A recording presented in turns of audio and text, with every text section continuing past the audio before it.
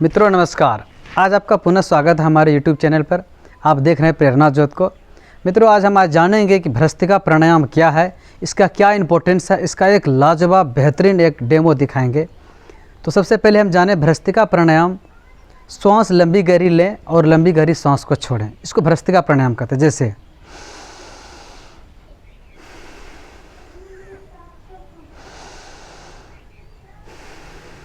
ये भ्रस्त्रिका प्राणायाम है।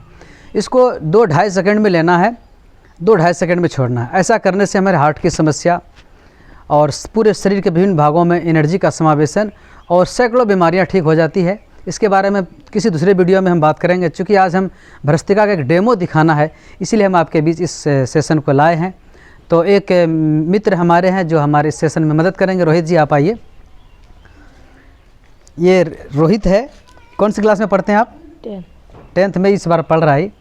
इनको हम जैसा आपको निर्देश देंगे वैसा बताएंगे। हम आपको बता रहे हैं अपने दोनों पाँव को भी आकार में से बना करके रखिए और आपके हाथ को हम इस हाथ को हम नीचे की ओर खींचेंगे। आप थोड़ा सा रोकने का प्रयास करेंगे और बताएंगे हमारे ऑडियंस को कि आप कितना किलो वज़न हम लगाए और इसको अनुभव किए।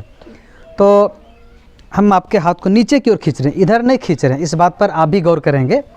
तो देखिए आप कितना ताकत लगाए, एक अंदाज़ बताइए इनको।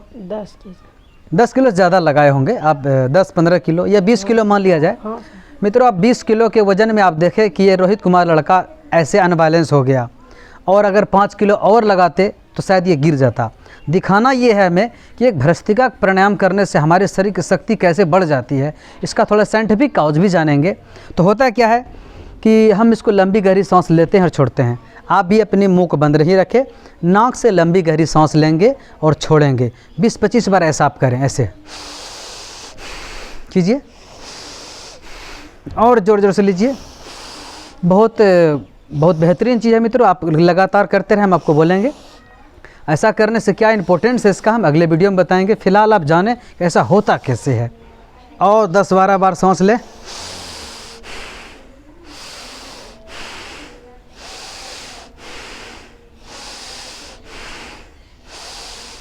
ऐसा करने से न केवल मात्र रोहित की एनर्जी बढ़ जाती है, हमारी भी एनर्जी बढ़ रही है।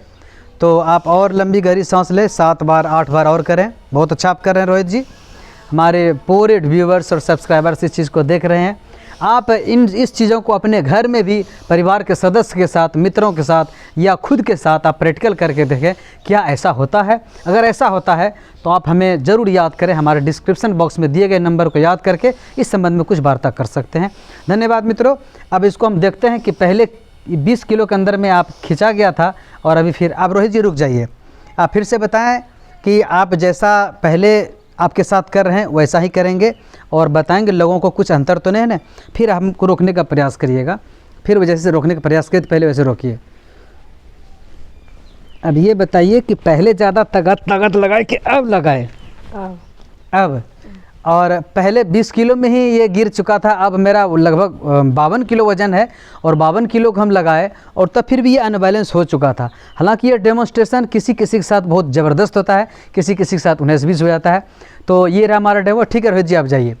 तो मित्रों हम चाहेंगे कि यह वीडियो जो आपके सामने प्रिपेयर किया जा रहा है, आप देख रहे हैं, इसमें आप इन रोहित जी पर विश्वास ना करके आप घर के सदस्य के साथ आजमा करके देखें। ऐसा निश्चित रूप से आप पाएंगे कि भ्रस्त्रिका प्राणायाम से पहले आपकी एनर्जी कुछ कम थी और तुरंत विदिन 2-3 मिनट के अंदर आपकी एनर्जी काफ़ी बढ़ गई। हम आइए जानते हैं इस मैटर में कि ऐसा होता क्यों है।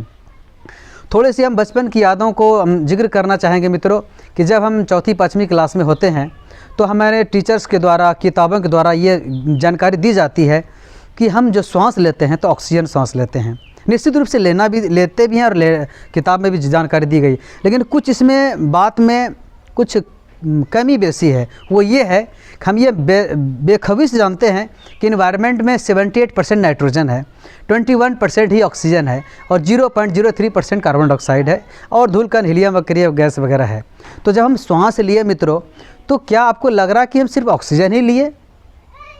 नहीं, हम नाइट्रोजन भी लिए। जो 78% के रेशियो में से नाइट्रोजन है उसको लिए। तो यह कहीं नहीं जिक्र किया गया है कि हम जब सांस लेते तो नाइट्रोजन भी लेते हैं। सिर्फ ये बताया गया है कि हम ऑक्सीजन सांस लेते हैं और बाकी छोड़ देते हैं। होता क्या है कि हमारे हार्ट में डायफ्राम में जहाँ पर ब्लड का सर्कुलेशन होता है, वहाँ पर जो ब्लड है वो ऑक्सीजन की उपस्थिति में, उसमें मौजूद जो ग्लूकोज है 6,6H12O6, वो ऑक्सीजन की उपस्थिति में बर्न होकर के एनर्जी क्रिएट करके माइटोकॉन्ड्रिया में एटीपी के रूप में एनर्जी जमा होता है। ये बात सच्ची है। और हम जब सांस लिए तो नाइट्रोजन भी गया। जब नॉर्मल ब्रीदिंग कर रहे थे तो नॉर्मल ऑक्सीजन गया, नॉर्मल नाइट्रोजन गया, लेकिन लंबी गहरी सांस लिए तो ज़्यादा संख्या में ऑक्सीजन गया, ज़्यादा संख्या में नाइट्रोजन गया। लेकिन जब दोबारा सांस छोड़ते हैं, जिसको हम रेचक कहते हैं, तो रेचक में नाइट्रोजन वापस जाता है, कार्बन डाइऑक्साइड भी वापस जाता है, लेकिन ऑक्सीजन जितना ज़्यादा मात्रा में आया था वो सारा बर्न होकर के एनर्जी क्रिएट होता है। ये सिर्फ सच्चाई है। लेकिन बहुत सारी आपको मैटर अब देखने को मिलेगा कि बहुत सारी कंपनियाँ आती है, कुछ मेडल पहना देती है, आप सांस खिंचवा करके ऐसा करवाएंगे, बोलेगा हमारे मेडल से एनर्जी बढ़ा है। ऐसा कुछ नहीं मित्रों, यह बिल्कुल भ्रांतियां हैं। आप यह जानें कि हमारे परमात्मा ने पूरे इन्वायरमेंट में जो ऑक्सीजन की शक्ति दे रखा हमारे लिए, उसकी शक्ति का ये परिणाम है जो हमारा एनर्जी बढ़ा, वरना वो मेडल वगैरह कुछ नहीं करता है। तो मित्रों, हम भस्त्रिका प्राणायाम प्रतिदिन करें, कम से कम 24 घंटा में 2-3 मिनट भी अगर करते हैं तो हमारा पूरा बॉडी रिस्पॉन्ड करता है, चार्ज होता है। और इस संबंध में क्या बेनिफिट होता है भस्त्रिका का हम दूसरे वीडियो में बताएंगे। मित्रों, आपको कैसी लगी वीडियो यह जरूर हमें बताएं। मिलते हैं पुनः दूसरे वीडियो में, तब तक के लिए धन्यवाद।